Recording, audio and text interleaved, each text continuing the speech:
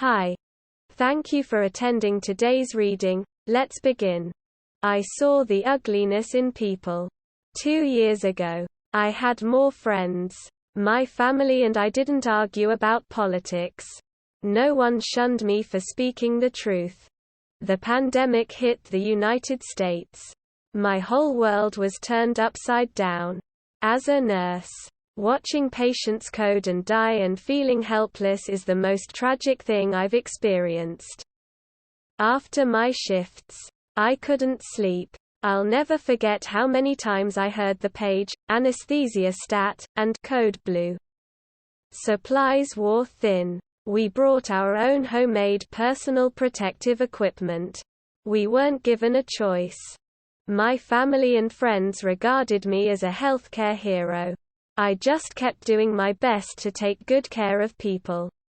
Watching this unknown virus invade them and drain their life force. A middle-aged couple were admitted together. The wife got better and went home. Her husband wasn't so lucky. 2 of my co-workers succumbed to the virus before there was a vaccine. As things became political, those who once called me a hero changed their tune. They still believe the virus is fake. Or it's not as bad as the media reports. What reason do I have to lie? What's my secret agenda? As a nurse, all I want is to promote public health through education. I studied everything that came out about the vaccine. Then I went and got it. All of my research showed me it's safe and effective. Now those who once adored this health hero won't speak to me. They are literally dying and willing to die for their political beliefs. I saw the ugliness in people and things can never go back to the way they once were. I don't know if I can ever forgive them. Or that I even should bother. End of story. Next story. Noticing small interactions between a single mom and her toddler son made me respect this woman so much more than I would have otherwise. I hate flying. And I hate international flying even more. The lines.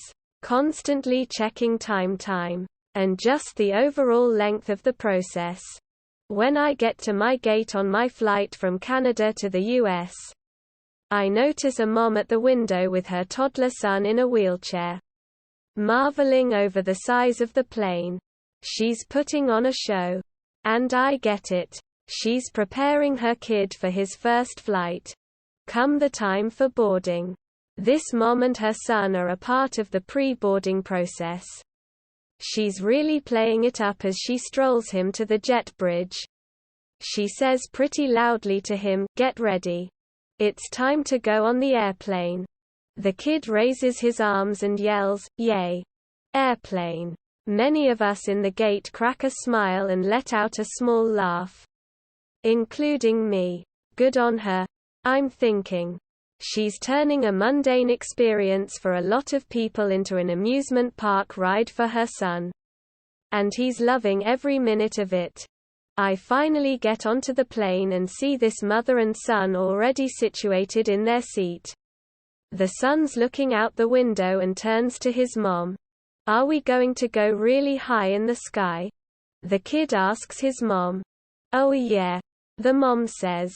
"Really high?" Quote. Then the kid lets out, "Are we going to be able to see Daddy?" Quote. The mom pauses, then says with a smile, "Oh. I don't know. I sure hope so." I absorbed so much in this moment. What I saw as a cute interaction prior with this mother and son had just become so real to me. A grieving widow trying to hold it together by trying to make a mundane thing like flying the most exciting thing in the world to a son who doesn't fully understand death. Whereas I let out a small laugh when seeing him at the gate. What I would have wanted to do was to applaud her for the way she was handling things had I known the situation. End of story. Next story. Tales from a Sex Trafficking Survivor, CW. Sex trafficking. Child abuse. I grew up thinking I was a bad kid that deserved to be punished. My mum had Vegas rules. What happened in the house stayed in the house. We were not allowed to leave the house. We were not allowed to wear clothes. We had no electricity, no running water. Mum was never home. Always out, working. She would leave us with family friends for days, weeks at a time. Whatever the rules of the house were, we must obey them or else. If one child broke a rule, everyone would be beat. Didn't matter if one child had been asleep when the rule was broken. All must line up and take the whooping. No crying allowed. No laughing allowed. Now I had a bad habit of randomly laughing when we'd line up for spankings, so our spankings were often more than they should have been. Everything was increments of 3. We moved every 6 months. We were homeschooled.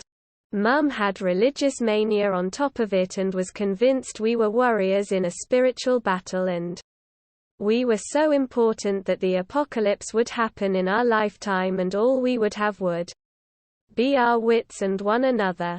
We joined a cult and lived on a Native American reservation. They were Cherokee but we are Caribbean natives and they adopted us. I was sold at 13 to a man 45 years my senior. I was his pet for 4 years. Mum allowed me to attend a Christian university at 18. While attending class, she packed up my younger siblings and moved across country.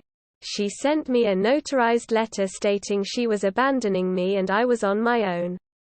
A year later my eldest brother tells me he thinks I'm depressed and I go to therapy where I start telling stories to my therapist and realize I had been trafficked.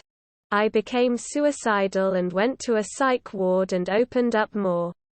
When I left the hospital my therapist accused me of exaggerating. It's been 7 years since I was abandoned. Everything I knew was a lie. End of story. Next story. Guy wastes half an hour by not listening to a girl. Quick background. My dad owned a landscaping company, so I spent a lot of time at the lawnmower sales, repair shop. One day when I was about 13 or 14, some guy, we'll call him B, comes in and he's on the phone. B tells whoever he's talking to that he'll be home soon. He just needs to pick up a key for the lawnmower and hangs up. I ask if a key is the only thing he needs. He says yes. I ask if he has a walk-behind or a riding mower. He doesn't understand the question, so I asked him to point to the machine that looked the most similar to his. He does and I run over to the desk. Grab a key. Give it to him and tell him to have a nice day. He asks why I think that's the kind of key he needs. I explain they're all the same. He asks how much it is. I tell him not to worry about it. I know they're free for contractors, so when an employee comes back I'll just have them put it on my dad's tab. He doesn't like that answer and insists I tell him the real asterisk price. I'm like, 25 cents? B wants more, demands to know if that's how much they actually cost. I told him that no. The key's free. But if he insists on paying then I'll buy myself some gum. He tells me that he's going to wait for an employee and to put the key back where I got it from. I shrug and tell him to suit himself, but he's going to be waiting around for half an hour. So, fast forward a while later. An employee shows up and they have the same conversation about what kind of mower B has and how to tell which kind of key he needs. B says that I had given him the same key and had tried to just give it to him for free. The employee, who knows me and why I know so much about the topic, is like, okay. B once again asks the price. Pulling out his wallet. The employee rolls his eyes and says it's free. As B's walking out, I tell him, oh, looks like I was wrong. It was only 28 minutes. His face went red and he was clearly pretty angry, but he'd already wasted enough time, so he just left. End of story. That is all for today. If you want to support my automated channel, feel free to drop a like and subscribe. See you tomorrow.